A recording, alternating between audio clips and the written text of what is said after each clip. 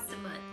I am especially excited about this month because pasta in my family is one of the top 3 meals that my kids, I would probably put that in the top 2. My kids love pasta, I love pasta, and Gabe loves pasta. We're a picky family, and so this is just something that is really nice to have on hand. Now, making homemade pasta every single day would get a little bit busy for us. So it's nice because pasta can be made ahead of time and then dried. It's very simple to make your pasta and then you dehydrate it and it stays fresh for up to 6 to 9 months, which is amazing. If you want to dry your pasta yourself and just leave it air dried, it will stay good for a couple weeks that way. But we're going to look at all the different possibilities of drying the pasta and then making it fresh. And we are talking about just pasta here, none of the fillings. Now, if you're wanting to make something like ravioli or mezzaluna, that's something that you would make ahead of time and then freeze. They freeze beautifully. So for pasta itself, it's a very, very simple technique. You literally need flour and eggs. That's it. Back in the day, they would grab a handful of flour, and then for every 1 handful of flour, you'll use an egg. And if you are obviously just starting your journey with pasta and you want something that's a little bit more easier to go on, use 100 grams of flour per 1 egg. And that's going to be 1 serving for a person. So if you have 4 people, you're going to use 400 grams of flour and then 4 eggs. So it's very simple. So we're going to get started because it is a lot like bread making. You're going to take this process and you're going to knead it together and you're going to create this dough with it. And then we don't necessarily let the dough rise, but we do let it rest. So we're just going to go ahead and jump on into it. Before we go any further, I do want to say you can use 1 cup of flour per 1 egg, but if you're wanting to be on the safe side, I would definitely measure it and do 100 grams of flour and then the 1 egg. And honestly, I just use my cheap scale I got off of Amazon.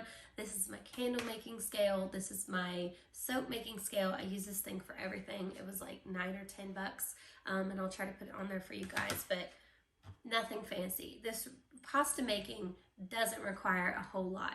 So if you want to brave it and try to get used to the feel of everything, just go with the handful method, or you can start by weighing your ingredients. Today we're going to be making an egg pasta. In the pasta world, there are only really 2 different types of pasta made. There's pasta made with water and there's pasta made with eggs. When you make it with water, you're going to use semolina flour. But when you make it with eggs, you're going to use a 00 flour, which is basically just a very finely milled flour. You can find it in the States. I actually get mine at a little Amish store near me, but you can order it online. Or a lot of you guys I know use einkorn. You can use einkorn flour, and that's a great substitute. It's just a very finely milled flour, and it works really well. And you're going to be working with 2 ingredients. You can see here that I'm just going to make a little well. And I'm going to crack my eggs into that well. And honestly, you really want to be picky, very picky with the type of flour you use, because ultimately the taste of your pasta is going to be determined on what type of flour you use. Yes, I always use farm fresh eggs. Most of us already do that already, but the type of flour, you don't want to use a cheap flour for this, because then your pasta isn't going to taste as good and as delicious as it should. If you're going to go through all the trouble to make it, you want to make it delicious. And quality ingredients are a must for this, especially since there are only 2 ingredients in the egg pasta. When you're making semolina flour, or semolina pasta rather, all you're using is flour and water. So again, you want to make sure that you have a very, very good quality flour there. Now I'm going to begin by just whisking my eggs up really good. And once they get scrambled, I'm going to begin bringing the walls of that flour down into my eggs, and it's slowly going to incorporate itself together. I just love that the simplest and most basic ingredients are what make the most delicious food. We've become a generation that has complicated everything to the point that people just won't even cook. They don't even want to learn anymore. Cooking should not be complicated. It also shouldn't be something that is like a science project You should just be able to put it together like you're creating a beautiful piece of artwork. But you can see I'm literally just mixing flour and eggs here. That's it. And I'm going to mix it until it's a dough. And as with anything, you get better as time goes on, but anybody can do this. A child can do this.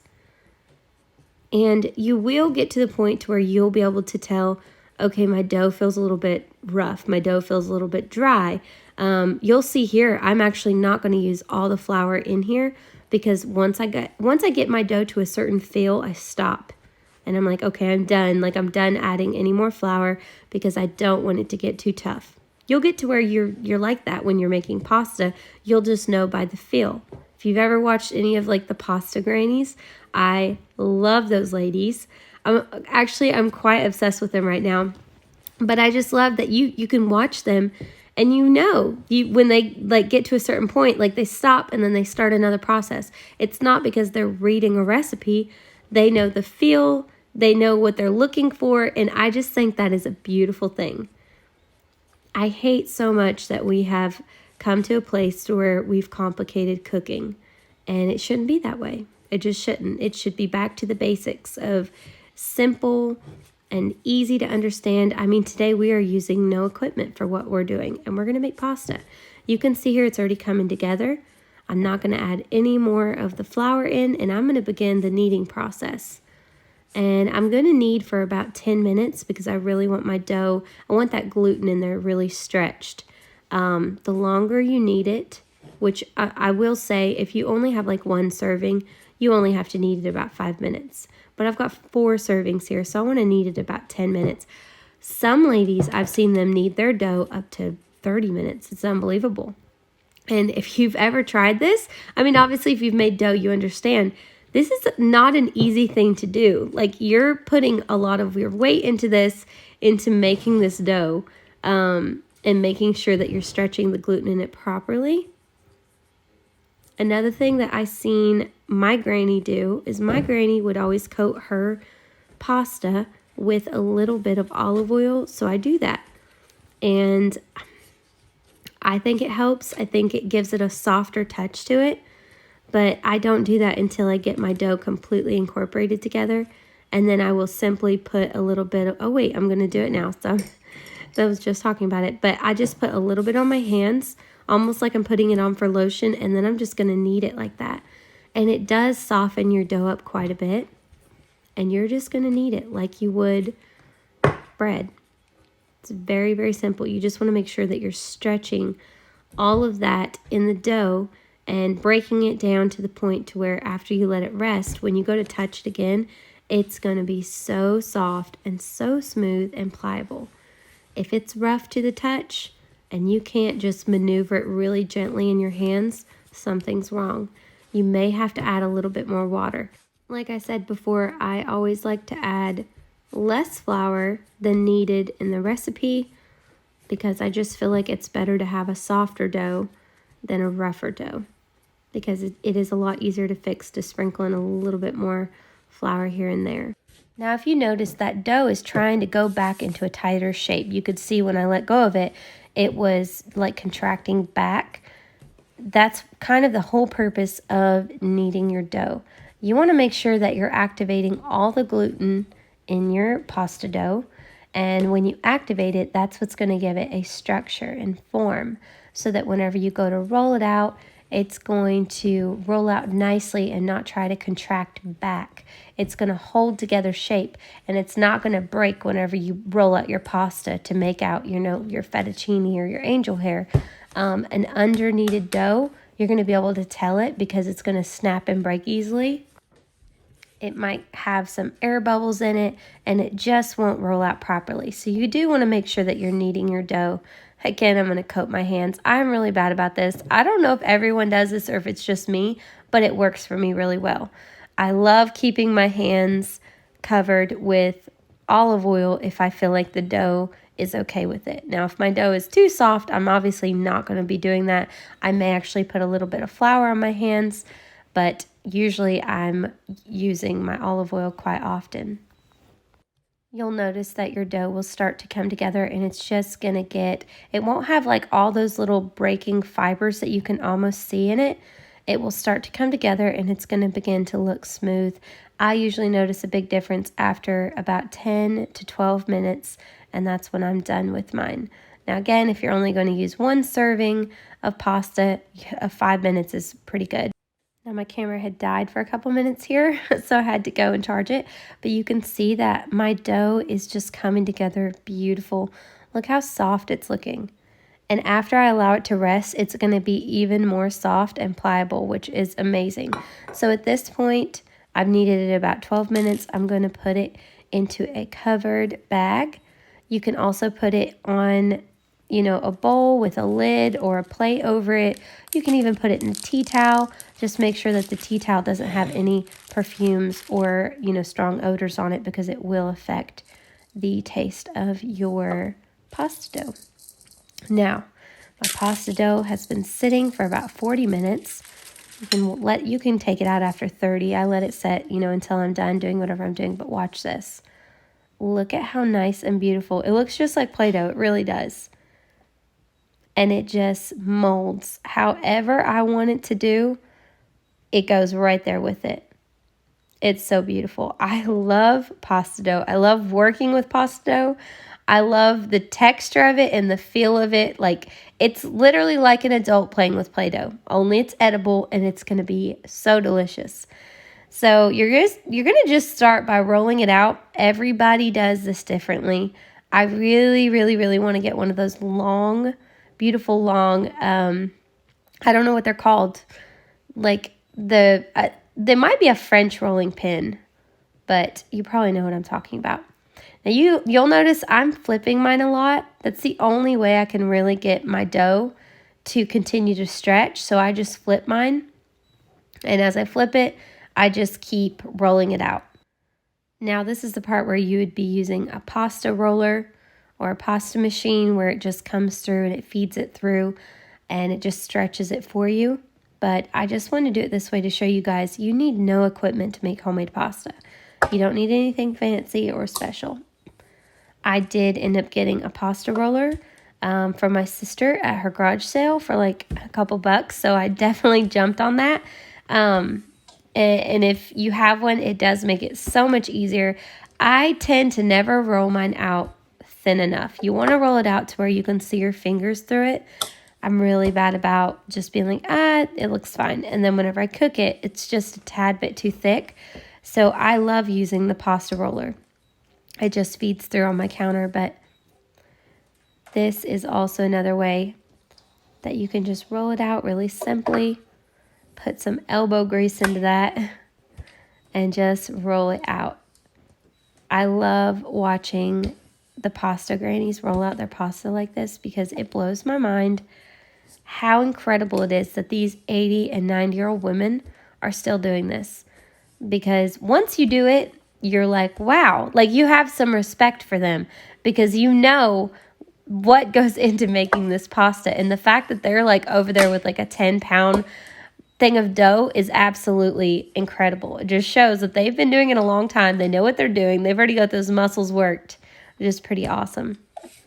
But I'm just going to continue to roll it out to the thinness that I want.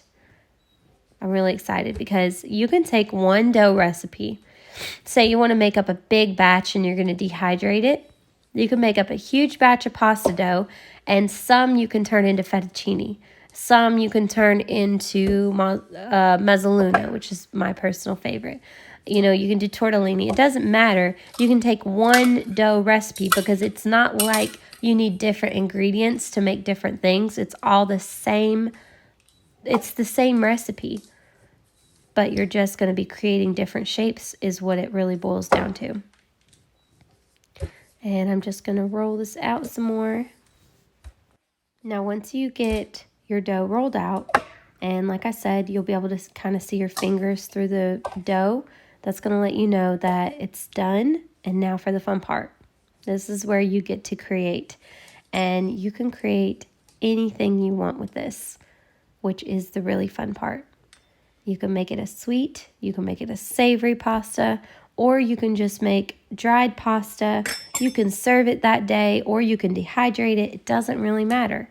It's really, really easy and really simple to do this.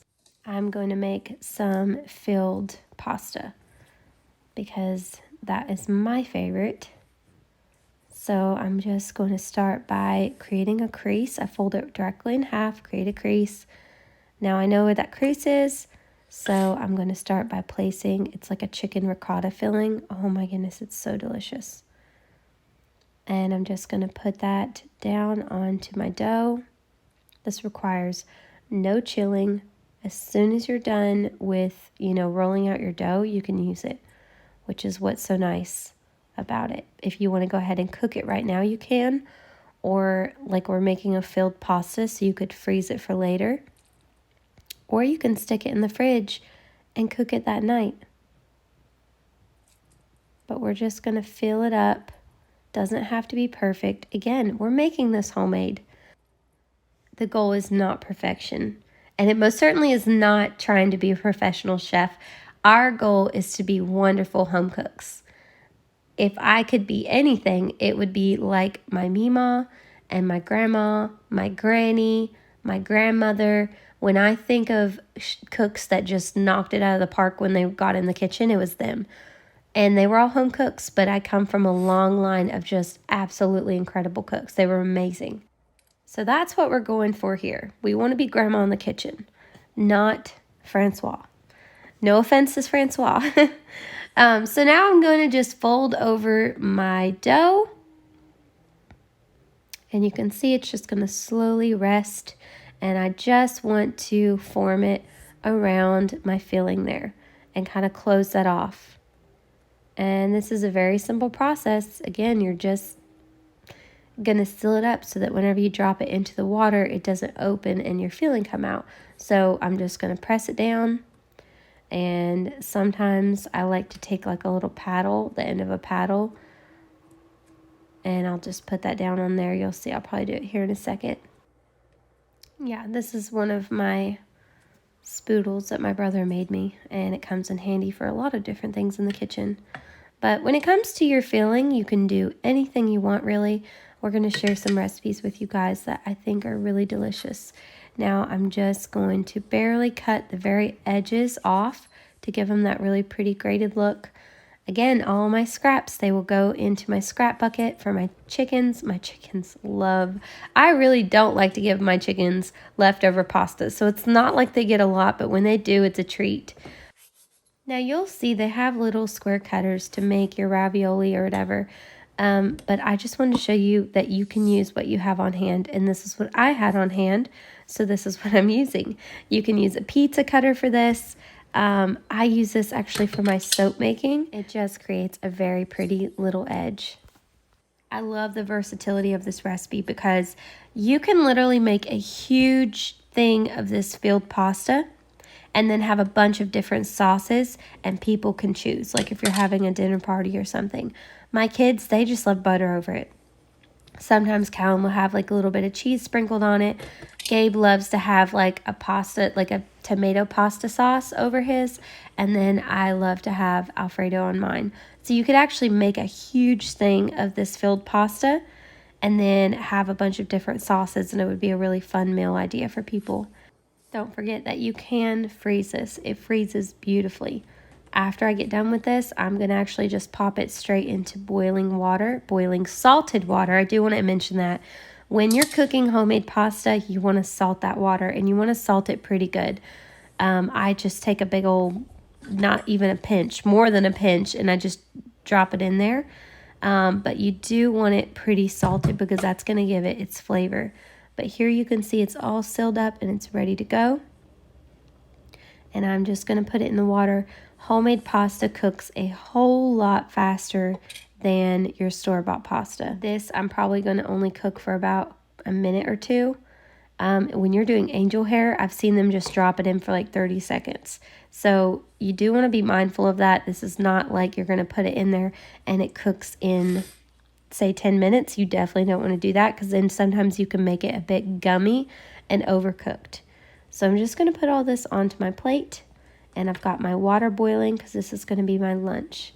And I'm just going to drop it in there for a minute or two. I don't know if it's just me, but I think homemade pasta is so beautiful. It doesn't matter what stage you're at with it, it's gorgeous. And so now we get to the really fun part, which is the eating. I'm just going to put some cheese over on it, and I'd actually put a little bit of butter, but oh my goodness, I wish you guys could have tasted it or at least smelled it, because it smells so stinking good. And the feeling just complements the dough so well. This is a ricotta chicken with a little bit of Italian seasoning, and it was so, so good. Now I had some dough left. Callum wanted some spaghetti, which I'm just going to make the fettuccine noodles. I am not talented enough to cut the little angel hair. I've seen ladies do it, and it blows my mind. I just have, like I said, I had that little pasta cutter, and I really enjoy it. It's got the angel hair on it. It's not electronic or anything like that. I'll try to find it online and see if I can link it for you guys. It's fairly inexpensive, but I do think if you are going to make your own pasta, it is worth it. But I'm just using my pizza cutter here, and I'm going to cut up my pasta. Some of this, half of it, I'm going to dry for the next day. Some people don't like to let their egg pasta sit that long. I just never notice a big deal in it. So I will let it dry until the next day and then just throw it in. But you can cook it the day of if you would rather. As I continue to do this, I want to let you know this is at another part where you could put it in your dehydrator and it will dehydrate for 6 to 9 months. Honestly, it's longer than that. I just say that to be on the safe side. But you could just make a huge batch of it. It does seem like I'm taking forever on this because I'm trying to show you guys all the different ways of making pasta. This is another way. I've literally got one of my kids' paintbrushes that I washed, and you're just going to make little rolled pasta. And it's so simple. You can use different kitchen utensils in from around your kitchen and just kind of create different things with it. Like I said, it does seem like it's taking me forever to do this, but that's because I'm videoing and I'm talking. Typically, I would have made a huge batch up already and I would have been done. But we are doing this for the sake of a video. But your kids can help with this. You can have them making whatever shapes that they would like to make, and it's so easy, it's so simple, and it's actually really fun to do as a family. You can have everyone just kind of gather around at the table, have a big old thing of pasta dough, and just have everyone make their own pasta for supper. You could get into a whole nother world of pasta cooking if you start looking up all the different shapes with their names. I'm not that fancy. I just like to eat it, to be honest with you. But there are some pretty neat things out there. Honestly, my favorite is probably just rolling it up into logs and just chopping it into little pieces. That's fast and easy and simple to do. I really hope that this has kind of inspired you to start your own pasta journey. I promise you, once you try it a few times, you're going to be wondering, why in the world have I not been doing this? Because it really is such a simple thing to make. It doesn't require perfection. It just requires some willing hands. And we always talk about that because with most things in life that are basic, back to the basic, simple ways of living, all they require is willing hands. Once you kind of take that step towards learning, then you realize you've opened a door to so many different possibilities.